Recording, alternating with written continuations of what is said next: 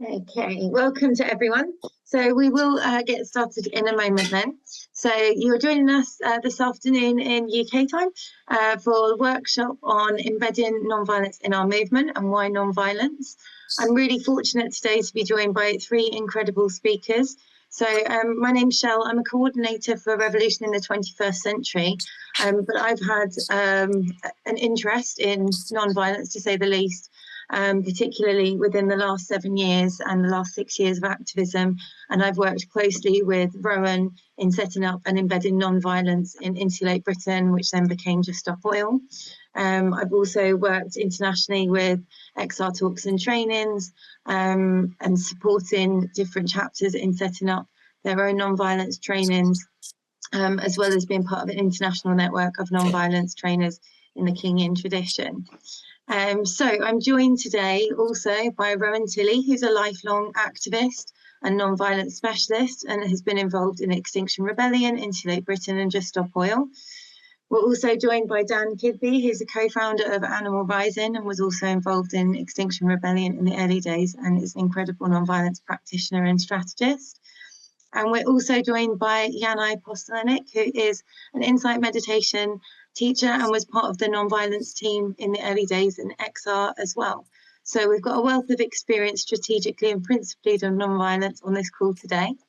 And we're going to set this session up as a bit of each speaker is just going to introduce what they've been working on, what they've seen, their kind of input with regards to nonviolence. Then we're going to facilitate a discussion between the speakers and also have a Q&A together in this session.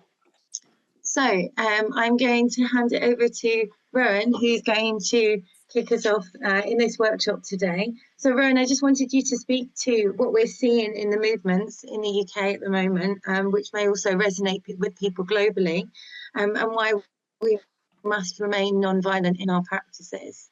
Thank you, Rowan. Yeah, so I'm particularly going to argue for the not just keeping non-violent, our movements non-violent. I particularly want to speak about the need to keep non-violence explicit in our movements, obvious on our websites, using the word, whenever we say the word resistance, we preface it with non-violence, so it's non-violent resistance, not just resistance. And the reason for this is that currently we have some moves and some nudges towards the disappearing or dropping of non-violence as a word, sort of by deliberate intention, really. And I'm seeing this as a real threat for non-violence. So the way that we can counter this, which is what I want to speak to really, is by making non-violence explicit, as I say. And then the importance of naming and claiming and framing our actions explicitly as non-violent at every opportunity. So, you know, we name it on our press releases and so on our websites. We claim it if we're accused of being violent, and we create a non-violent container that kind of frames it when we're doing our actions. And by doing this, we're also laying down the gauntlet, as it were, of the confrontational edge that makes non-violent capable of meeting violence at the same energetic level that's coming at it, which is where its strength is. And to not do that, to not name and claim and frame, even though you're acting non-violently, I would argue is to short-circuit the full power of non-violence. So the explicit use of the word itself, it's like a magic word, a source of power that can make the power more powerful, as it were. And I want to address, there are 4 arguments that I want to address that are put forward for not using the word non-violence. And the first one is that people say that, well, non-violence asks us to not fight back in self-defense. And people think that this is being a bit of a doormat. But non-violence, it's true, we ask people not to fight back in self-defense, but we do argue for the need to protect ourselves and each other, which I would argue is much more radical. And allowing yourself to be assaulted passively has nothing whatever to do with non-violence.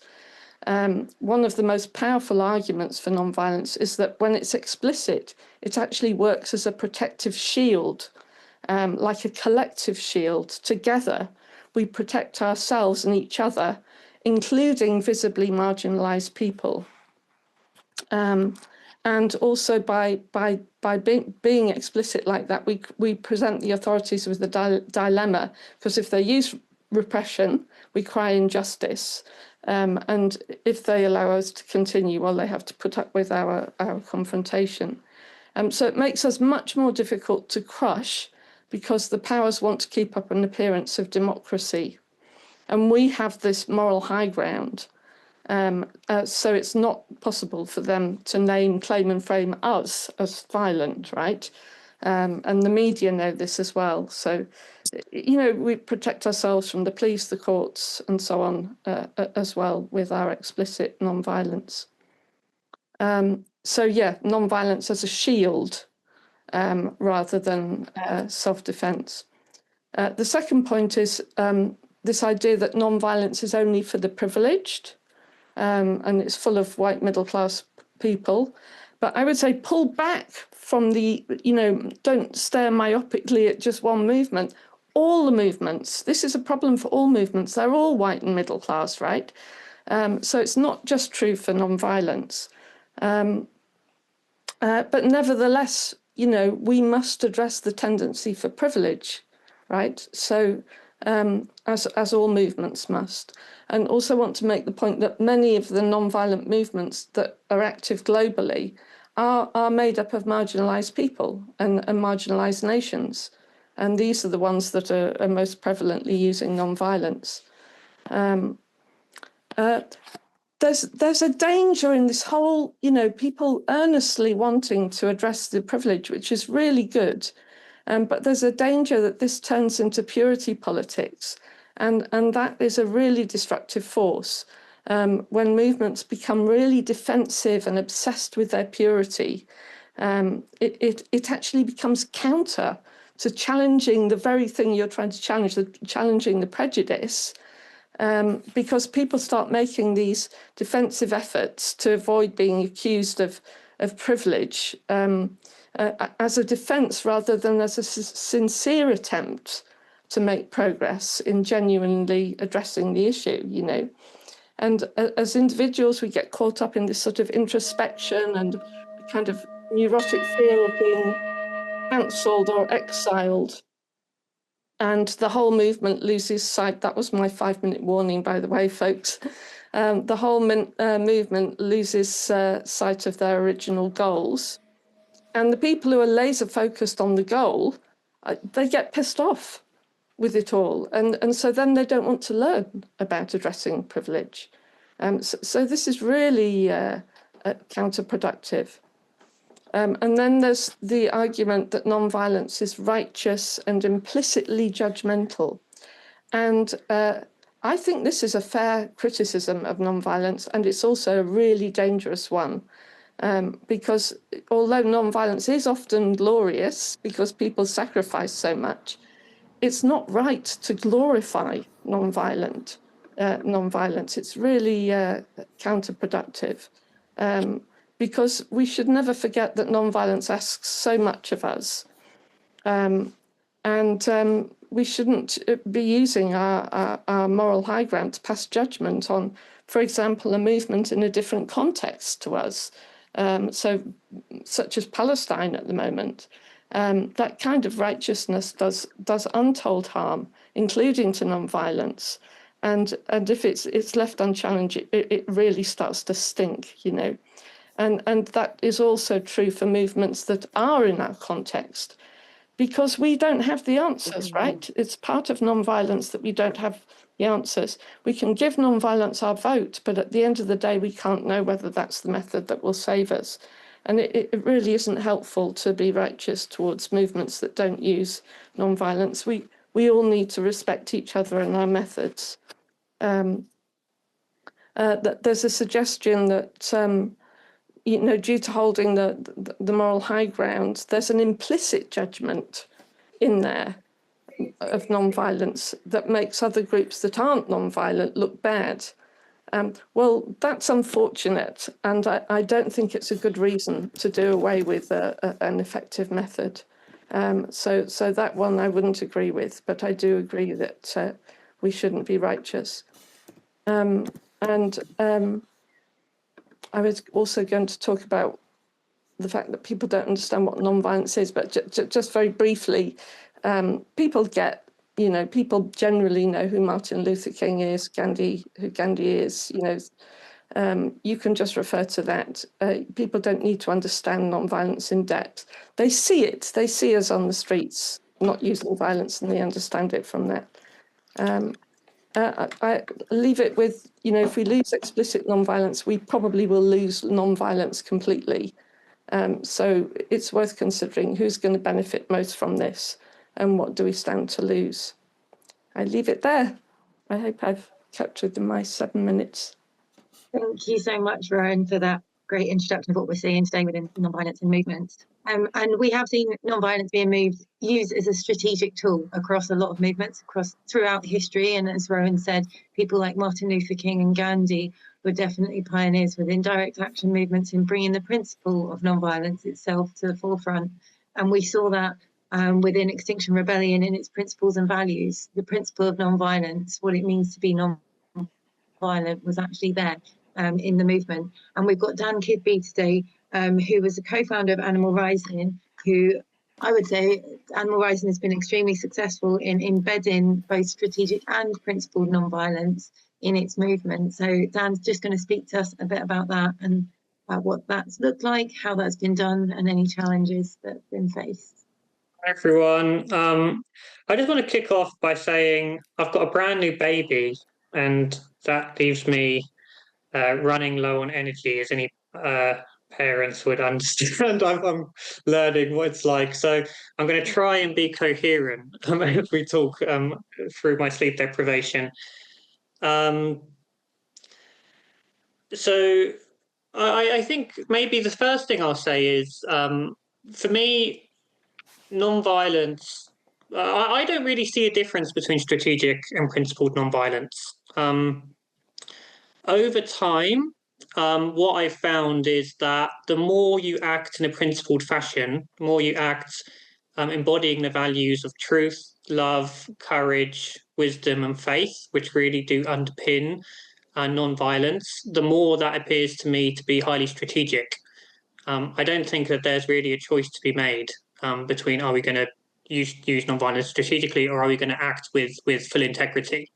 I think that acting in that way, acting in ways that are right and just, is what brings us to the right outcomes.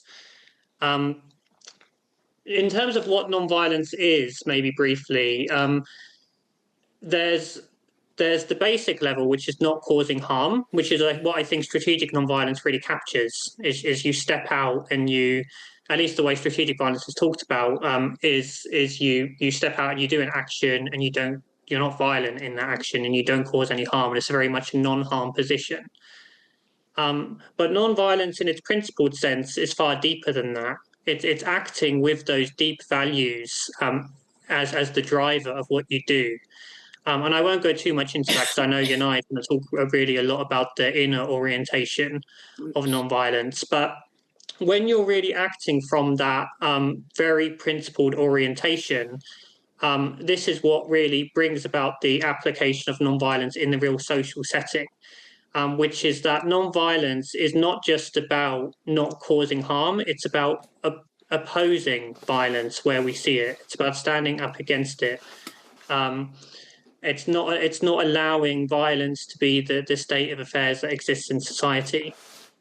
And doing that involves really being highly disruptive, is in its nature part of the non-violence thing. Because if you've got violence which is just status quo, business as usual, and if you really step in and in a very robust way that really stands up to the challenge and says, like, no, we're not going to put up with this, that in itself is a disruption. So whether you're doing that by doing civil disobedience and sitting in the road, or you're doing it by breaking into an animal testing laboratory and rescuing some beagles, or you're doing it by standing up in a fossil fuel conference and saying, "What the hell are we all doing here? We're destroying all life on Earth."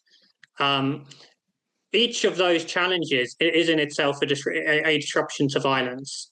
And what we're doing really with nonviolence is we're surfacing conflict, and then we're choosing to engage in that conflict in a way which is highly principled and highly integral, which is likely to lead to the outcomes that we desire, which is a more just and peaceful world. And I think this really kind of lends into kind of like what Rowan's talking about, is by keeping nonviolence a central part of our movements, it's what leads us in a very pro-social direction. Because we can either in our movements choose to disrupt, cause harm, like engage in violent conduct, which is a way of really dominating our way towards creating the social change that we want. It's a way of forcing others to get to the change that we want. Or we can do it in a way which is geared towards bringing about a shift in people's mentalities, a shift in the social order, which is sustainable because people are ultimately on board with it in the long run. It's like you can get what you want by force. We can disrupt our way, and essentially what's viewed by broader public, we can throw tantrums to get what we want, and then maybe we'll be successful in that, but all you're going to leave is bitterness in its wake.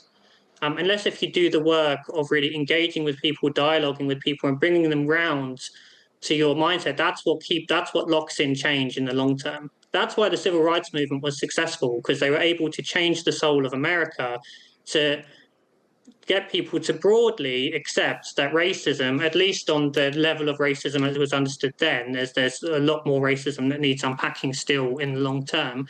But it ended with people coming round to the idea that, yeah, this isn't the right thing to do, broadly. Still ways to go, of course.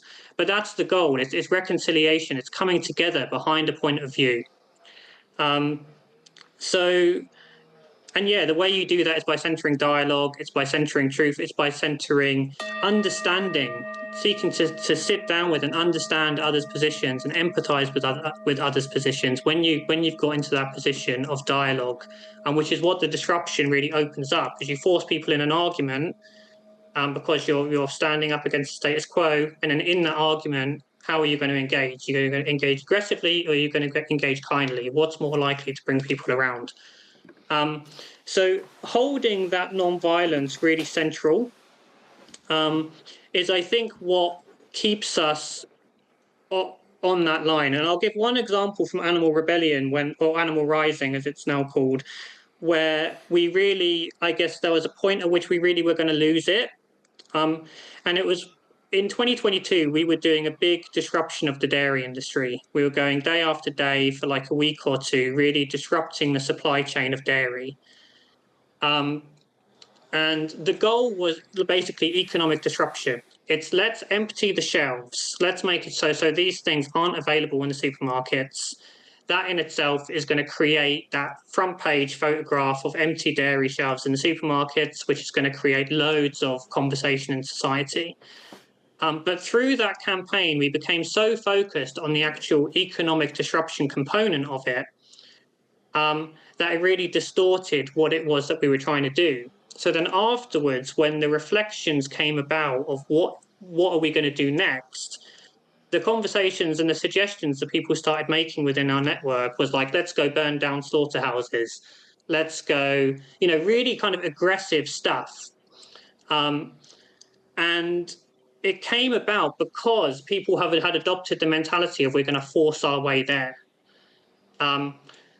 When actually what the spirit underlying nonviolence is you do an action that says no, that opens up the space for conversation and enables that that transformation in society. So what we did within AR was when that people started really moving into that more violent direction of just wanting to disrupt for the sake of disruption and to force the change that we wanted, is we brought the whole core team together in a retreat and really opened it up for conversation within the group. laid out what principled nonviolence is, what it does to us as people to act in that way, whether it nourishes us or not, what it is to act in that more violent way, whether that nourishes us or not, whether that's going to lead to change. And we allowed that conversation to really play out. And through that process, people's traumas surfaced, the bad experiences they'd had with police, the bad arrests that they'd had, the frustration they were feeling at the despair of the world. And we processed that through these conversations over a series of several days, to the point where we regained, which I think Yanai is going to talk more about, like the inner orientation of why are we doing that? We're doing this because we're good people trying to produce good outcomes.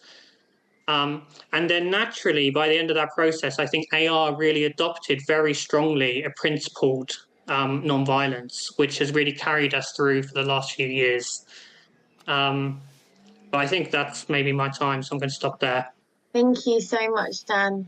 And finally, on to Yanai, who is a Buddhist teacher in the insight meditation tradition, as well as an activist, and has been embedded in a lot of the nonviolent stuff in XR. Thank you, Yanai. Thank you, Shell, and hello, everybody.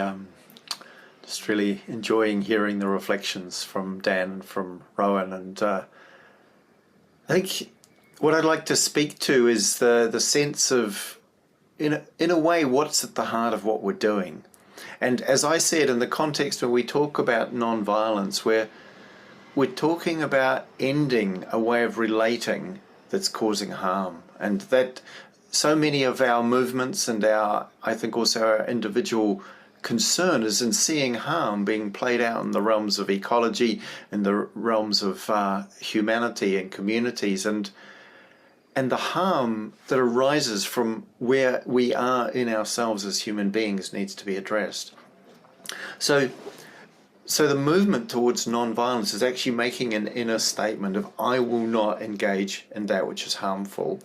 And I think it's really important to distinguish, as has already been said, but I'd say it again, this does not mean an absence of strength or even of force and the use of power. From where I'm sitting, it is that one's intention needs to be clear that this is in the service of what we care about. And that within that, understanding the mechanisms of what I would describe as the root cause of disconnection, of losing touch with our relationship to what is of value in the world. So that how that plays out is the enabling the oppression, the exploitation, and the destruction of communities, of those who are seen as other, of creatures, of ecology, comes from a loss of connection inside. This is my understanding, this is my experience, and that when we engage in violence, we actually can only do so from a place of disconnection. When we feel moved towards violence, it actually is because of a loss of inner connection. And so coming back into the sense of, okay, and Dan spoke, I thought, very beautifully to this, that sense of those qualities of love, of faith, of good-heartedness, have to be at the heart of where we move from. And this isn't easy. I think one of the things I notice in the movement, and that at times I see the sort of the power of, is the way within our movements we can easily look at others in different movements or similar movements with quite a strong critical, judgmental, or even a sort of hateful way of they're doing it wrong, they should be doing it the way we're doing it, even if we have similar wishes and objectives. And so this is a form of violence that takes place between movements, even though movements are seeking to go in a similar direction, just using different means. And with ourselves as individuals, and also within our teams or communities, easily again these forces arise that are really opposed to connection, opposed to love and to care, and they come out of, I see them coming out of fear in myself when they do, coming out of a sense of lack or of longing that's primarily disconnected from a deep sense of well-being and a deep sense of wholeness. And one of the ways that plays out at an individual level is that there can be a kind of a sense of unhealthy guilt and shaming and self-blaming or self-attacking that leads then to not actually regarding one's genuine, deeper well-being in the choices one makes, and therefore an unsustainability at an individual level, which reflects the unsustainability of the collective sort of craziness that we see in so many realms in our world.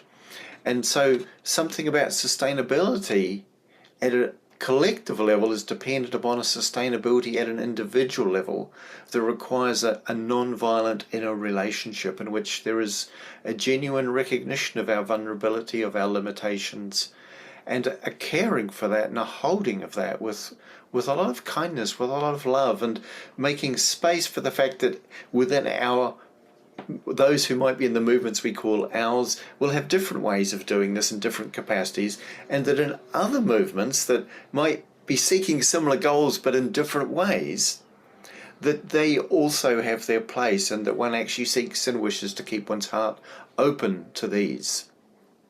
And so those elements of non-violence in my mind are essential to this sort of the deepening sustainability of the ecology of movements.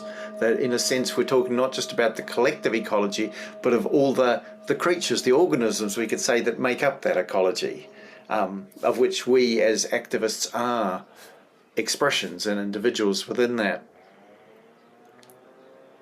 So one of the kind of, I think, fundamental understandings you find across spiritual teachings and wisdom cultures in all parts of the world is an understanding that we move towards what we wish to make more of by actually expressing that, by living that, by embodying that. And within the Buddhist tradition, which I'm embedded in, as well as being an activist, that's my other world, and this understanding that hatred does not cease by hatred, but by non-hatred. And what that means is that when we translate that, hatred, in a sense, from our point of view here, could be understood as what happens when we're completely disconnected. And we don't feel any resonance for or give any value to that which we perceive as other, or those parts of ourselves that we might perceive as other. That same position and understanding could be described to the violence we see being enacted in the world. The violence that takes the form of the destruction of ecology, the destruction and the exploitation of creatures, the oppression and the exploitation of communities within the greater human community of different forms and expressions. And that in this sense we could see that violence also does not end by violence, but by non-violence. That sitting and standing in that as a central place is critical. I'm not sure how long ago the bell that I set for myself went, but I just want to offer one small thing as an example of something that I saw make a real difference in this context. And it was on Waterloo Bridge in 2019 with the Extinction Rebellion. Over the course of that time, as one of the coordinators we had a lot of arrests happening, and there's a strong sense of sort of violent confrontation coming towards us, and we were talking about it as the front line, which is like a military metaphor. And then at some point we decided, at least amongst the coordinators, we're going to call this the heart line. And when we did that, something really significant happened, because it felt like we moved away from the pull into a military framework of, that frontline image of war to something very different, even if it didn't have a previous usage, and just something about, okay, we're coming forward with our hearts, and this is actually where we see our power and our transformative capacity, and we're exposing our hearts in our willingness to be arrested, in our vulnerability, but also in our love and care. So I'm going to pause there and hand it back to Shell. Thank you for your attention. Thank you very much, Yanai. So it's really nice to have all three of you speak, because whilst you're all very experienced both within direct action, you're also very experienced within your own non-violence practices. So I thought I'd just kick off with a little question. You can relate back to what others have said through this as well. which is how can we actually embed non-violent practices in movement? So a bit more practical side of things. Because we often see that we do a non-violent direct action training to go out on the direct action. We have de-escalation trainings with facilitation trainings, but it's our own personal practice that we need to embed more. And how could movements possibly do this, or what have been your experiences in activist circles in implementing non-violent practices? Yanai, I might take it back to you if that's okay. Sure. I'm sorry, Shell, I didn't quite hear all of it because I was also just trying to catch up on the chats in response to what I said. But in terms of embedding non-violence practices, I think the awareness that we need them is actually one of the foundations of that. It's like, oh, we actually need to do inner work as well as outer work. And these things go together. And for me, I see non-violent civil disobedience, direct action, as an outer expression of what I regard meditation as engaged with as an inner expression. So I see these kind of things. Of course, I would speak about that, given that's, as I said, my other world. So yeah, to keep it brief, the recognition of the need for this, and then seeing, okay, what allows for those inner changes, so that while we might know we shouldn't blame and shame, as was one of the, I think, powerful positions taken in modern movements, recognizing that doesn't help, which is different than holding accountability, but that blaming and shaping actually becomes a form of hatred easily, and saying no to that. But what will allow us to not do that? And I think there's some deep introspection practice, and I think also just understanding that we're all in the conditions. If our conditions were different than they are, we too might be in such places. We might act in such ways. And so therefore some compassion for others, but also for ourselves when we do find that is arising. That's at least one, I think, critical reflection and possibility there. Thank you, Yanai. Dan or Rowan, did you have anything to add? Thanks, Dan. Yeah, I can come in. I think first I'd like to maybe speak, which maybe is a disagreement with some things which have been said by other speakers, or maybe not. It depends on whether I interpreted it correctly. But I think one thing I think is to embed nonviolence is you do have to be unapologetic about it, that it's the right way. I think this doesn't mean that you're righteous. But it means being self-assured that what we're doing is the right thing and that this is the right path to take. There's a Martin Luther King quote, which is often actually brought up as like a false understanding that King was open to violence and to violent strategies. And it's King's quote, which people may have heard, that riots are the language of the unheard. Have people heard this quote? Just like nod, yeah. And people quote that and they say, well, King said riots are the language of the unheard. He's saying that it's okay and it's a legitimate form. But if you actually listen to the whole interview that King gave when he gave that quote, he said they're the language of the unheard. And he's empathizing with people when he's saying that. He's saying this is why people are doing it, because they're living in these socially destructive conditions.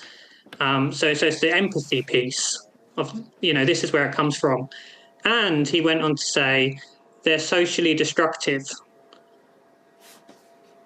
and self-defeating. They're self-defeating and socially destructive. So in the same breath as he said it's the language of the unheard, he stood up for non-violence and he said, like, this is the way that we should be doing it. And he wasn't advocating to say that riots are a good or a right way. To King's dying breath, he was pushing non-violence. And actually, before he died, one of the last things he said to one of his peers was, I think the next thing we should do is start a movement just for non-violence. That should be our next social movement. It should be for non-violence.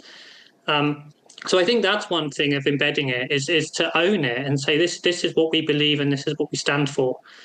And then following that, it's embedding it in everything that you do. One example of how we did that in AR, I think this is it comes from the suffragettes quote, "The deeds, not words." is you can say we're not doing something. We say we're being non-violent. We say we're not blaming and shaming. But what's like the proactive action that you're taking? For us in Animal Rising, it's going and building relationships with farmers. So it's, we're disrupting the farming industry, and we're going into animal farming spaces and apologizing for that disruption and saying we're not standing against you guys, and saying, and we also want to come in and support you on your issues, and we want to learn from your experiences, and we're doing it whilst campaigning for a plant-based food system and trying to change up your whole industry. So you're there, you're showing up who you are as truth, but you're not like otherizing them. You're stepping in and you're building relationship amidst the conflict. Because that's how you get through conflict, right? Is when when you're having an argument with someone and then somebody says something that like shows that you've heard them, shows that they've heard you, or they'll say something that shows that you're connected in some way. And maybe that becomes a breakthrough moment where suddenly you can start getting into a more productive conversation. It's not just screaming and shouting at each other. It's like someone touches your heart. So for us, that's one way of embedding nonviolence. And we built a whole program around that of going in and building relationships with farmers. And we called it Vegan Support the Farmers. So it's beyond just like, so I think it's not just tagging it on and like making it like we do this after an action or whatever. It's building it fully into your strategy in a very deep and integrated way. Maybe that's building an entire second program. For the civil rights movement, it was pushing for the desegregation, and then following on those, it was doing all of the work to ensure desegregation went well, and ensure Black people were entering into those spaces and able to deal with the discomfort and the conflict that would emerge on the day-to-day basis to ensure that desegregation actually went well and was connective. Like there was a lot of that work going on. And it's building in those programs. That's not just the disruption and the conflict part. Yeah. Over to you, Rowan. Yes, thank you so much, Dan, for making that balancing point about nonviolence not being apologetic. You know, when I was talking about the importance of us not being righteous, the pendulum could dangerously swing in the other direction. We start being apologetic about, for example, this idea that some people are speaking about at the moment, that by the very existence of nonviolent action, it makes us look good because we've got the moral high ground, and that means that movements that are not nonviolent somehow look bad. Is not a reason to stop being nonviolent. It's unfortunate, but we shouldn't be apologetic. So I really appreciate you raising that, and I love the work that you did with the farmers. That's absolutely groundbreaking stuff, isn't it? I'd love to hear if there are any questions from folks, and what would people like to talk about in more detail. So we've got 4 minutes left, so if someone does have a question, you're welcome to raise your virtual hand and either speak on the screen or drop it in the chat. I'll try to keep this really short. I'm an artist, and I've also started writing recently, and I'm working on a piece called The New Tripartite. And the reason I'm doing that is because I believe that the majority of people do have a good heart and don't like what's happening. But the problem is that we've all agreed to go along with and participate in a value system that belongs in the toilet. This idea is based on Dr. King's comment about a revolution in values. Right now we have cruelty, constant lying, endless war, worship of wealth, which is why we have Trump for a president.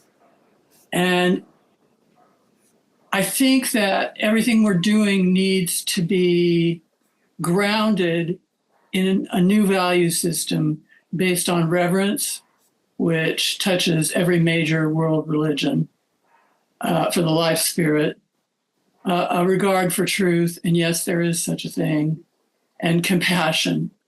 And right now, the value system that rules the world, that we've agreed that this is okay, is exactly the opposite of all that.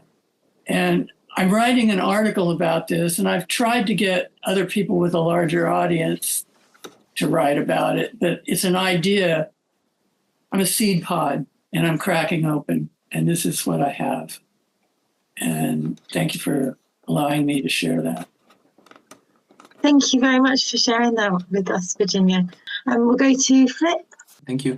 Yeah, I just had a point about nonviolence in the scope of internationalism. Like when you build corporations with groups that are in countries such as Palestine, it can be very difficult to have the same definition. And even though it might be clear to us or to people in Western groups, like what nonviolence means, sometimes the definitions can be very different, differing depending on where you are.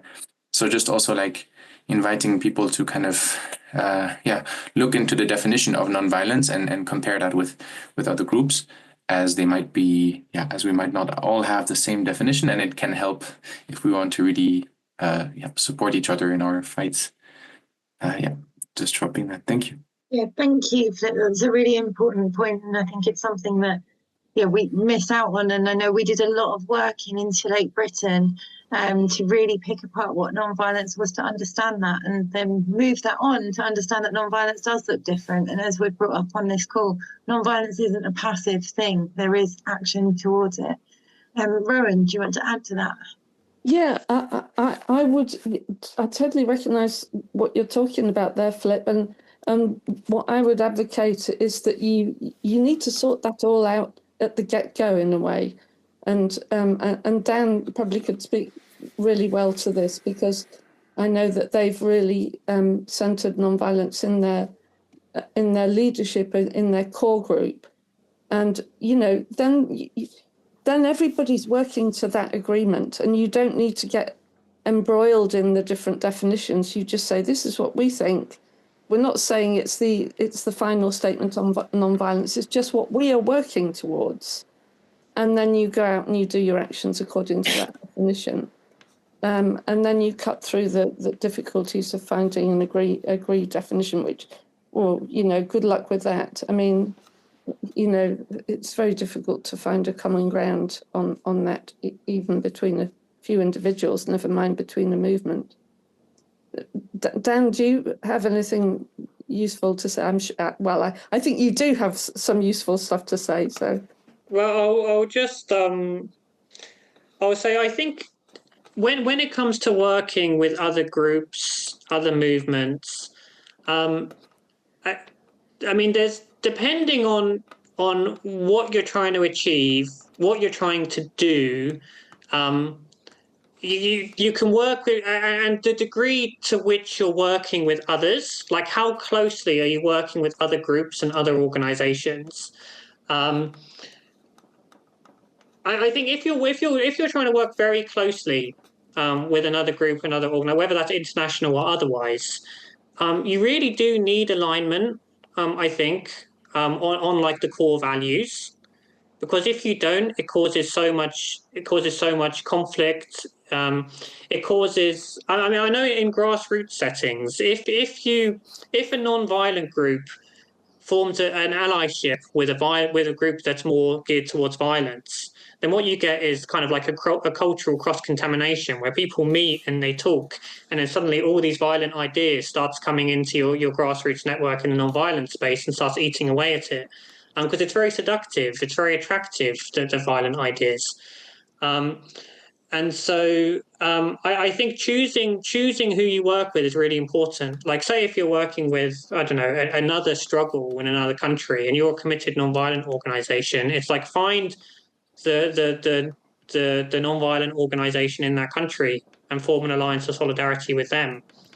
Doesn't mean that they're going to be the most upfront, the most visible one. They may be in that country, or they may not be.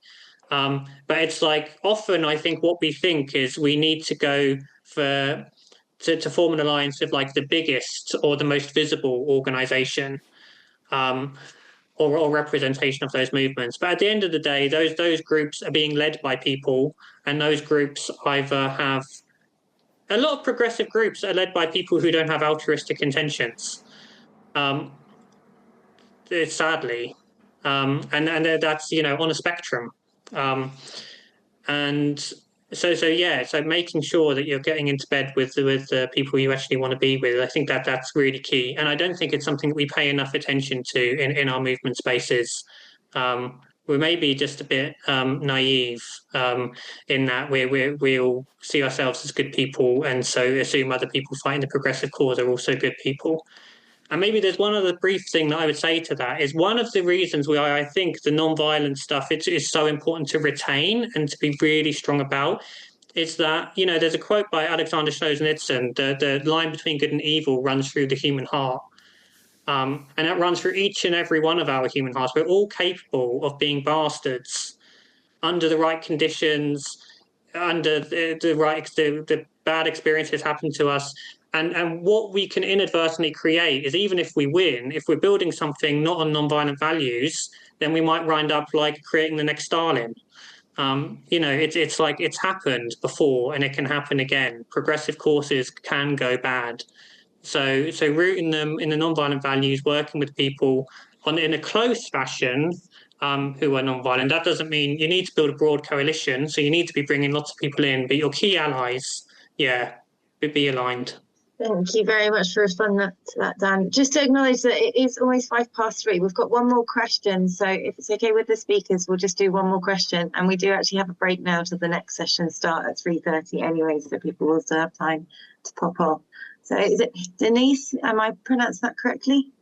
Yeah, that's right. I'm sitting in a cafe, so apologies if it's all noisy. I just had a question. So sometimes people perceive the very fact that their position is being challenged in some way as violence being done onto them, you know, like white supremacy culture and all that. And I find it particularly difficult to navigate when this challenge is being issued to a person in a position of relative power, not just like generally in a society, but like specifically to the person issuing the challenge. And I guess we've like covered this a little bit with the famous example, but I'd love to hear a bit more about the ways to navigate this when there's like a hegemonic power that sees any kind of challenging of their attitudes like as violent. Yeah, just that. Thank you for that question. I'll invite any of the speakers to respond, but I do also want to add, and I think this is something that Animal Rising also addressed within their core teams, is of challenging such behaviours, and also Extinction Rebellion had the principles and values. So doing the work at the beginning to set up movements to make sure you've, in essence, got that safeguarding around non-violence in place enables you a framework to be able to approach that, but also it then means you have to embed other practices in. So how do we deal with conflict resolution? How do we have conversations that are facilitated? How do we listen to people? And it's quite a difficult thing to actually backtrack on if you haven't set that up in the beginning, but also to be realistic about it and to always address the fact that we're only human and we're not perfect. So how can we navigate those situations of conflict together? Rowan, did you want to say something to this? I'm not sure I'm answering your question, but I'm trying, and I'm not quite sure if I completely grasped it. But my sense is, you know, with hegemonic power and so on, you know, if you think about somebody like Trump, you know, in a way, I don't think that's the problem. The problem is not Trump. He's a psychopath. You know, we're always getting psychopaths in power.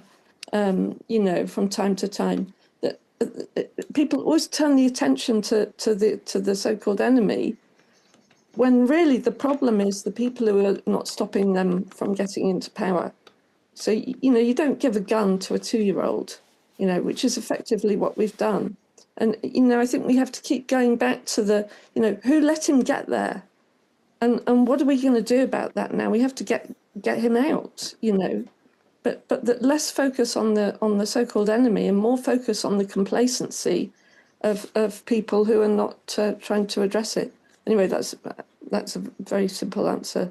I hope it spoke to what you were asking. Yeah, and I just wanted to invite, if you had any Yes, I could.